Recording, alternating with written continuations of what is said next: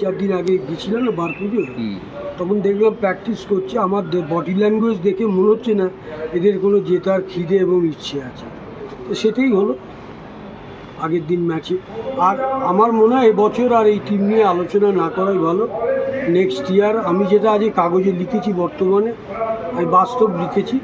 আমি আবার বলছি, ইনভেস্টার যদি ইস্টবেঙ্গল অফিসিয়ালদের সঙ্গে বসে টিম না করে, তাদের যদি না ডাকে, তাহলে সেই টিমের অবস্থা এই হবে। আমি সবাই বলছি, কারণ এই ইস্টবেঙ্গল টিমে সবচেয়ে ভালো ফরেনার তো ইস্টবেঙ্গলই এনেছিল। একদম ভালো ভালো ফরেনার এনেছিল। তখন তো ইনভেস্টারদের এত মাথা গলাতো না। স্পন্সারদের যে টাকা আনতো সেটা থেকে ক্লাব নিজেদের ইচ্ছায় টাকা করে টিম করতো, এবং আমরা দেখেছি স্বপন বল এরা সব দিয়ে প্লেয়ার কালেক্ট করতো বাইরে, মানে ফরেনার। তা এখন তো ওরাই, এখন শুনছি তোমার ওরাই তো ওই অমিয় না কি একটা ছেলে আছে, ও সব নিয়ে আসে।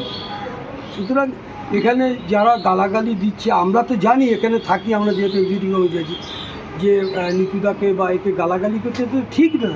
অ্যাকচুয়ালি এই প্লেয়ার তো নিতুদা আনিনি, নিতুদাকে বলেছে আনোয়ারকে আনার জন্য, আনোয়ারকে ব্যবস্থা করে দিয়েছে।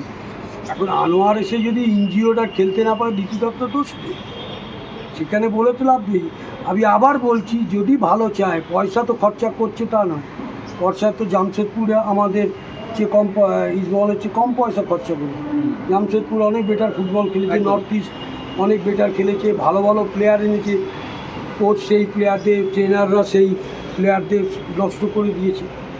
সুতরাং এই ইস্টবেঙ্গলকে নিয়ে যত, কারণ রাস্তাঘাটে গেলে না বেরোনো যায় না, যেহেতু আমরা এই ইস্টবেঙ্গল, মোহনবাগান, মামাডারে খেলেছি এই খারাপ কিছু দিক। অলুদা, একটা কথা যেটা উঠে আসছে যে অস্কারের দিকেও একটা প্রশ্নচিহ্ন যাচ্ছে, কেননা অস্কার সময় পেয়েছিলেন, দল যেভাবে সুপার কাপে খেললো যেন খেলার ইচ্ছেই ছিল না, এরকম একটা মনোভাব। মানে তাই তো মনে হয়েছে তো, তাই খেলা দেখে ফার্স্ট হাফে তো আরও 2টো গোল খেয়ে যায়। একদম সবচেয়ে বড় জিনিস, এই কারা ডিফেন্সে খেলছে, কোন ফরেনারেরা খেলছে, চিচিমা, তারপরে সুলে মুসা তো ক্লাবে ছিল, সুলে মুসা, এদের মাইকোকেরো, তারপরে তোমার ডগলাস, এই ফরেনারের এদের ধারে কাছে নয় এরা।